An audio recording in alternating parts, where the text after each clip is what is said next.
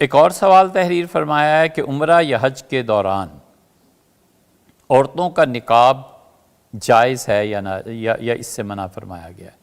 آج کے دور میں ازدحام کی وجہ سے پردہ کرنا اور اپنے جسم کو غیر محرم سے بچا کر رکھنا دشوار ہے، اس میں عورتوں کو کیا کرنا چاہیے؟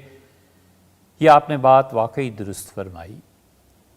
مطاف میں اتنا ہجوم ہوتا ہے کہ لا محالہ عورتوں اور مردوں کے جسم چھلتے، اس لیے عورتوں کو چاہیے کہ وہ اصل مطاف سے ہٹ کے کنارے پہ آ کے طواف کیا کریں تاکہ اور مردوں کی بھیڑ میں نہ گھسے۔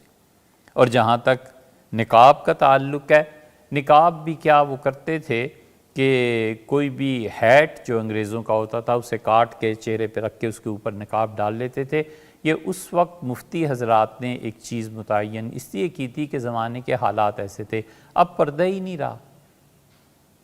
300 سال تو ہو گئے یا 400 سال، اب پردہ نہیں رہا، مسلمان امت میں پردہ نہیں رہا، عورتوں میں حجاب نہیں رہا، پردہ نہیں رہا۔ حجاب بڑی عزت اور تکریم کی چیز ہے جو ہماری اس امت سے اب خارج ہوا اور لوگوں نے اسے چھوڑ دیا۔ اس کی ایک اب موجودہ دور میں چیز یہ ہے جو حضور اقدس صلی اللہ علیہ وسلم کے ہاں بھی تھی۔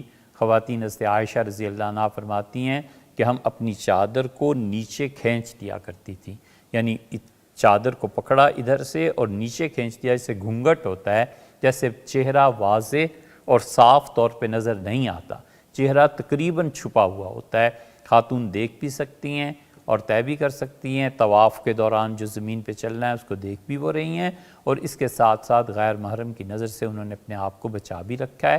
یہ صورت کر لینی چاہیے، لیکن پھر بھی خواتین کو چاہیے کہ وہ طواف بالکل ایک طرف کو کریں، مین جو مطاف ہے اس سے باہر ہو کے یا پھر دوسری منزل پہ جا کے، تاکہ یہ مسائل پیش نہ آئیں۔